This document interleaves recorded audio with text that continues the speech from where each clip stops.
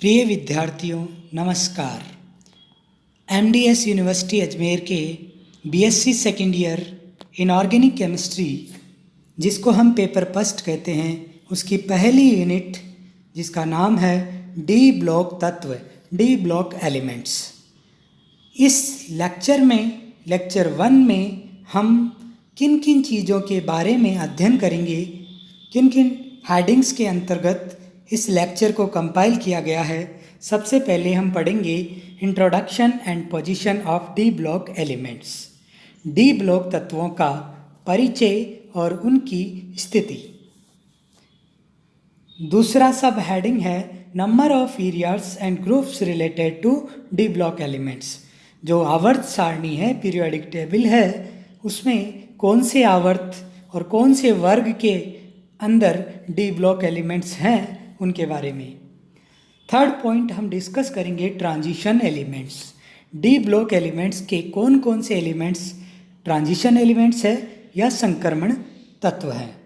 इसके बाद हम case study of zinc, cadmium and mercury, zinc, CD, Hg के बारे में अध्ययन करेंगे कि ये डी ब्लॉक है लेकिन ट्रांजिशन एलिमेंट नहीं है।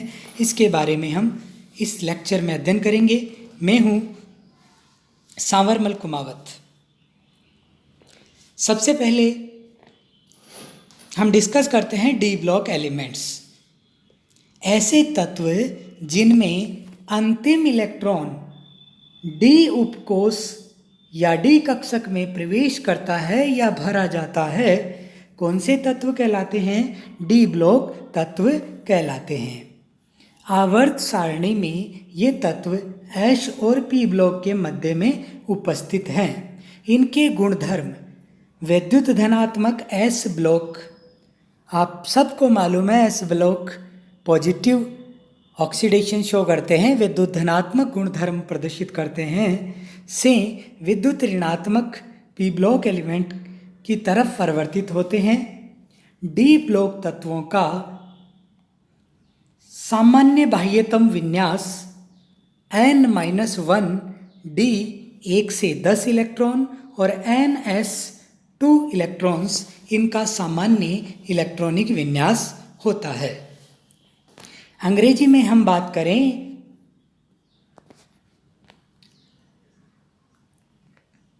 डी ब्लॉक तत्व आवर्त सारणी में जो आवर्त होते हैं, अर्थात जो आडी पंक्तियाँ होती है, हॉरिजेंटल लाइंस होते हैं, उनको आवर्त कहते हैं, पीरियड्स कहते हैं।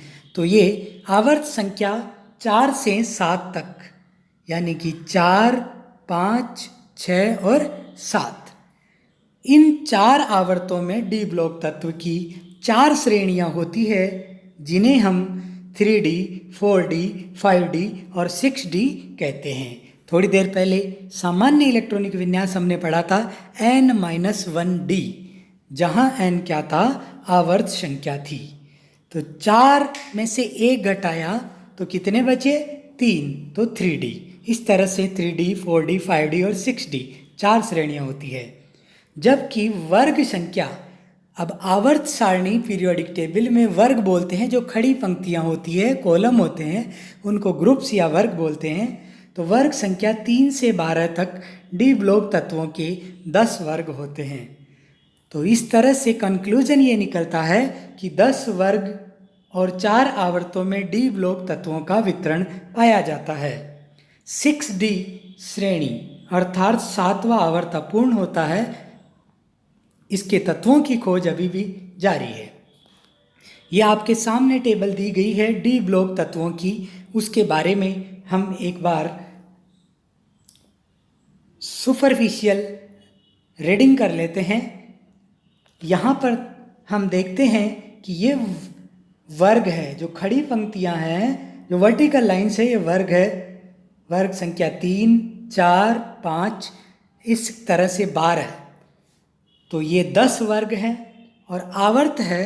इन आवर्त या पीरियड्स की हम बात करें, 3D सीरीज मतलब 4th वर्ग, 4D सीरीज मतलब 5वां आवर्त, 5D सीरीज मतलब 6ठा आवर्त, और ये 6D सीरीज जो कि अपूर्ण है, इसका मतलब ये कौन सा आवर्त है?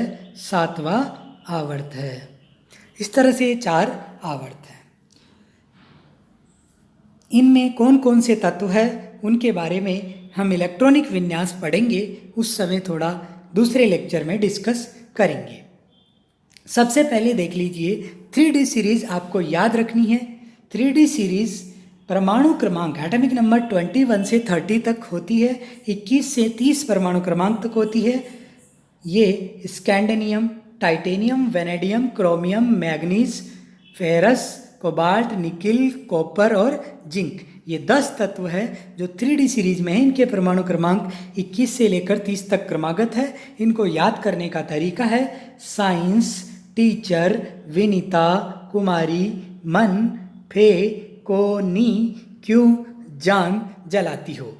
इस तरह से आपको इस तरीके से इसको याद रखना है 3D सीरीज को, और इलेक्ट्रॉनिक विन्यास भी आपको इनको या आगे हम पढ़ेंगे तब याद रखना है।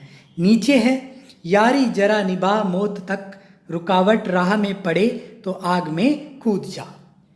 जो 4D सीरीज है उसको याद करने का तरीका है यारी जरा निभा मौत तक, रुकावट राह में पड़े आग में कूद जा। इसके बाद 5D सीरीज में भी 10 तत्व है ला हफ्ता वरना रे ओ इधर पिटाई होगी और होगी। और ये 6D सीरीज जिसमें इनकम्प्लीट है, यह आपको इस तरह से याद रखना है। और वर्ग संख्या ऊपर से नीचे है, आवर्त बाएं से दाएं होते हैं, ये आपको ध्यान रखना है। अब इसके बाद हम बात करते हैं कि डी ब्लॉक तत्व लगभग 40 माने जाएंगे। 6D अपूर्ण है, उसमें कुछ बाकी है, लेकिन 40 मान लिया जाए तो सारे डी ब्लॉक तत्व संक्रमण तत्व नहीं होते हैं, जबकि सारे संक्रमण तत्व डी ब्लॉक तत्व होते हैं।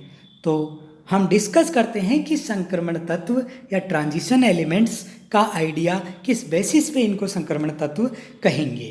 तो ऐसे डी ब्लॉक तत्व जिनका या तो सामान्य इलेक्ट्रॉनिक विन्यास या किसी भी ऑक्सीकरण अवस्था में अपूर्ण डी कक्षक विन्यास पाया जाना चाहिए। डी कक्षक कैसा होना चाहिए?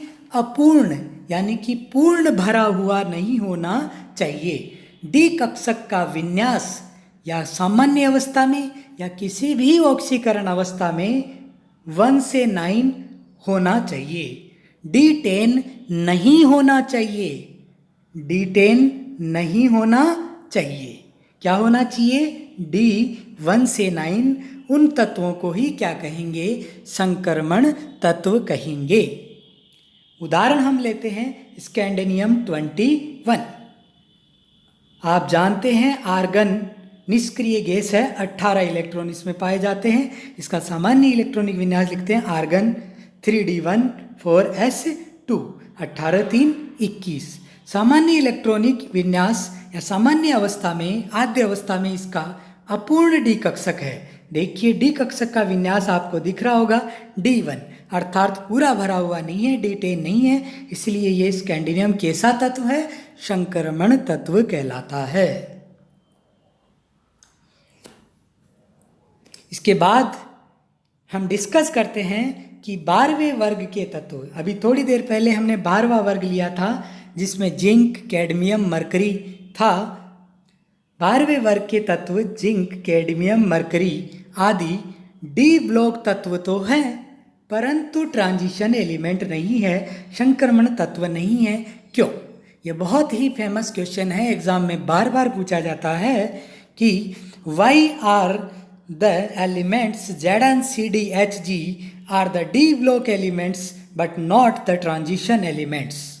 इसका एक्सप्लेनेशन है कि जिंक, कैडमियम और Hg का सामान्य इलेक्ट्रॉनिक विन्यास या इनकी किसी भी ऑक्सीकरण अवस्था में इलेक्ट्रॉनिक विन्यास अपूर्ण नहीं पाया जाता, अर्थात डी कक्षक में जो इलेक्ट्रॉनिक विन्यास है वो हमेशा D10 पाया जाता है। D10, डी में 10 इलेक्ट्रॉन पाए जाते हैं, अर्थात डी कक्षक हमेशा पूर्ण भरे होते हैं, इसलिए इन्हें संक्रमण तत्व नहीं माना जा सकता।